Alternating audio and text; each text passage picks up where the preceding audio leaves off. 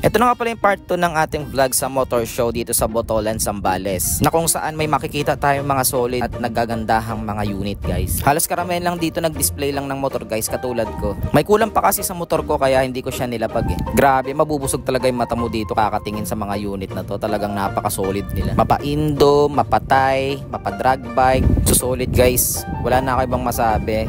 And pinagbabasdan na lang natin yung mga display dito kasi tinitignan ko yung mga pyesa nila syempre. Shoutout din nga pala dun sa mga nakatry concept dyan. Talagang ang gaganda ng build nyo, lalo yung mga sidecar. Talagang titindi. Tsaka dun sa mga nag-ayos ng mga unit, ang ganda ng pagkakalahera. Pantay na pantay. Kitang kita mo sa harapan yung mga rider.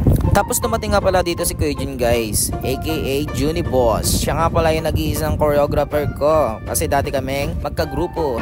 Juni Boss! Sige! Tingnan mo, ikaw pala yan! Pakis ka ako. Dito ko yun eh. Ha? Dito sa vlog ko. Mas namis ko kayo.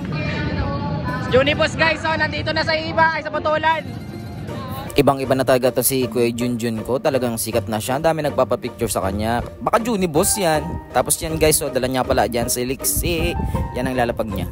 Alam nyo ba guys, itong si Lixie ay pinaglalaroan lang namin dun sa bahay nila Kuya Jun yan.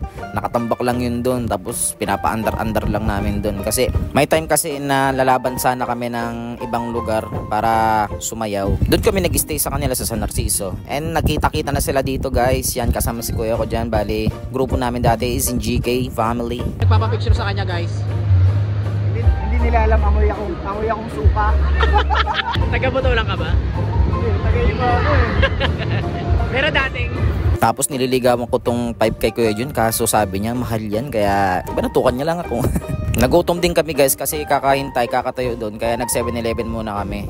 Bibili kami ng tubig at pagkain. Kasi nakakagutom naman talaga sa motor show eh. Yan, tamang bakbakan lang natin to. Papaingitin natin si Kuya Jun sa tabi. Nakatitig lang siya sa akin eh, no? Ang lolo ko? Ganyan din ba? Tapos nag-i-start na rin pala dito yung slow drag guys. Bala ko rin sumali dyan eh, kaso kailangan natin ng matinding practicean para makapag-balance kasi nakakaya kung babagsak ka kaagad, diba? Katulad ng ganyan, mga sanay yata itong mga to eh, diba? Ang gagaling. Pero papraktisin natin yan, sasama tayo sa susunod na motor show. May mga loudest pipe pa sana mangyari dyan guys eh, kaso nagka-problema yung event, medyo nagkagulo ng konti, nagkainitan, kaya di na lang pumayag yung organizer para sa safety na rin. Nagkakagulo na rin sila dito kasi inaawat din nila yung nag-aaway guys.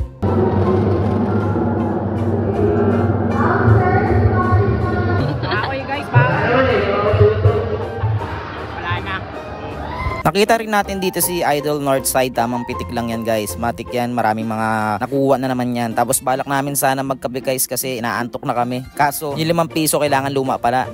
Tapos may nagsasayawan na dito, mga danceries. Sana all. Tapos guys, nagsi-uwian na rin yung iba kasi nag-awarding na, binigyan na ng mga trophy. Yan nung nagkaubusan na yung mga unit.